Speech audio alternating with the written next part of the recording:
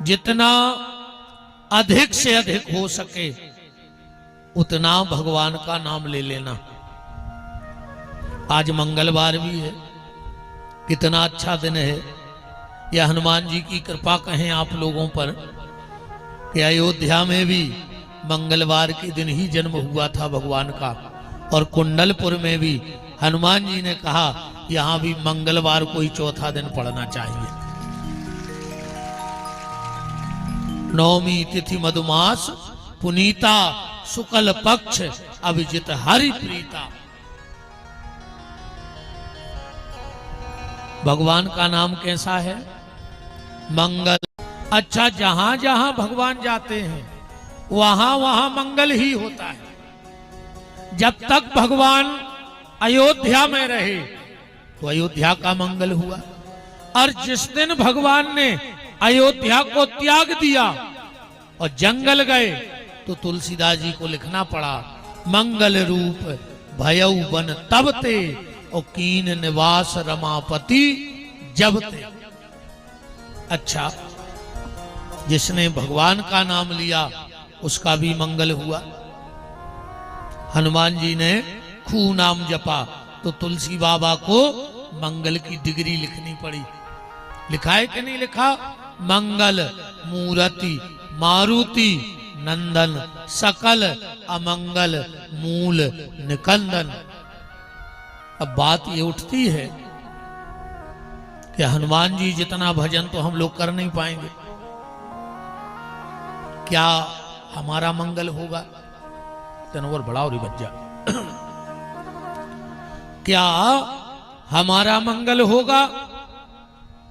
तो गोस्वामी तुलसीदास जी कहते हैं कि मंगल होगा। एक चौपाई पढ़ो, क्या लिखा है? भाव को भाव अनख आलसहु और नाम जपत मंगल। इस चौपाई मंगल लिखा है कि नहीं लिखा है? भाव को भाव अनख आलसहु नाम जपत मंगल दिशि दसहु। कैसे भी भगवान का नाम लिया जाए तो मंगल होगा। तो नाम जपते रहो। आज की चर्चा हम यहां से प्रारंभ करेंगे। टाइम नहीं मिलेगा,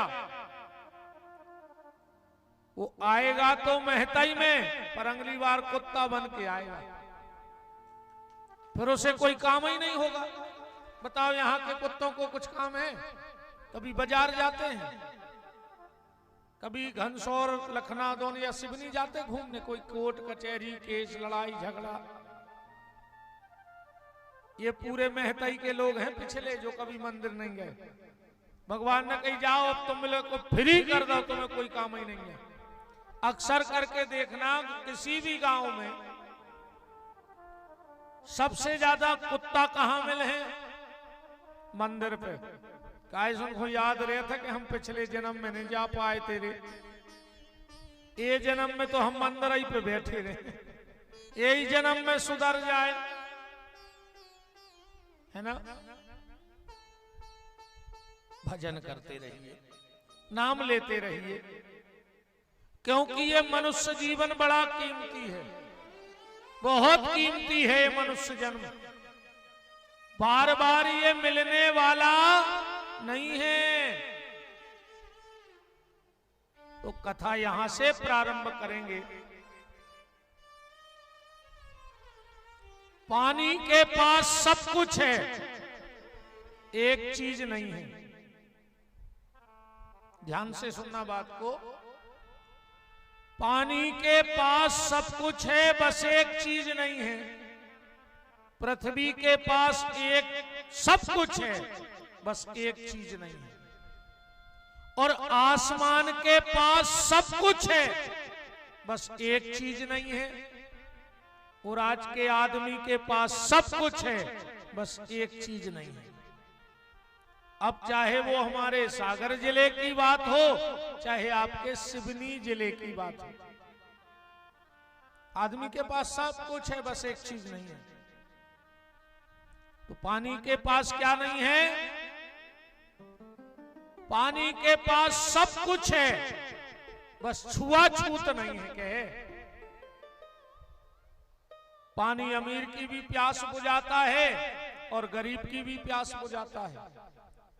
पानी पापी की भी प्यास बुझाता है और पुण्यात्मा की भी प्यास बुझाता है।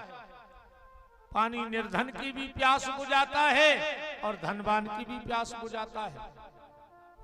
तो पानी से हमें यह गुण सीखना है कि व्यक्ति को छूने से मत डरो। डरना है तो व्यक्ति के कर्मों को से डरो, क्योंकि कोई भी जात नीच नहीं होती। कोई भी जात नीच नहीं होती, पर हर जाति में दो चार नीच जरूर रहते। ऐसी कौन जात ने कहा जे में दो चार नीच न हो, और उन दो चार नीचों ने पूरी समाज की सत्यानाश कर दी। व्यक्ति से छूने से मत डरो, क्योंकि भगवान के घर जिसके गले में जितनी मोटी चेन, वो भीतर से उतना ही बेचैन। जितनी मोटी चेन जिसके गले में होगी वो उतना ही बेचैन होगा। इनको नींद नहीं आती मोटी चेन वालों को। हाँ, 50,000 का गद्दा, 1 लाख का एसी, 2 लाख का पलंग, 10 रुपए की 2 नींद की गोली खाते हैं। रात भर पंखा चलते देखते हैं और सुबह गधे की तरह फिर काम में लग जाते हैं। ये जिंदगी है। कभी किसी चीज का घमंड मत करना, क्योंकि समय बहुत बलवान होता है। जब व्यक्ति समय के चक्कर में फंसता है फिर कोई साथ नहीं देता। जब द्रौपदी का चीर खिंच रहा था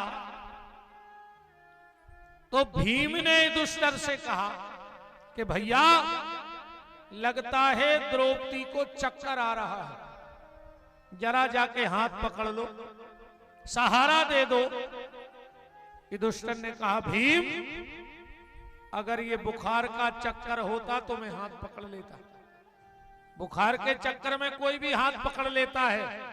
हमें बुखार हो, कमजोरी हो, हमें डॉक्टर के पास जाना हो तो कोई भी हमारा हाथ पकड़ के गाड़ी में बिठा लेता है। तो भीम ने कहा फिर ये कौन सा चक्कर है?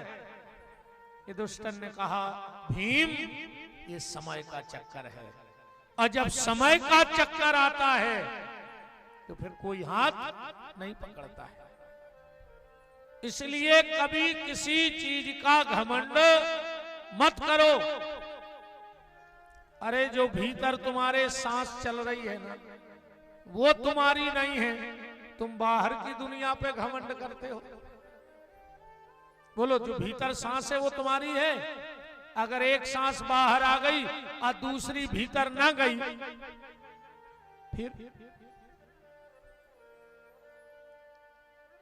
तो जो भीतर की सांस हमारी नहीं है तो बाहर की दुनिया का क्या घमंड करना।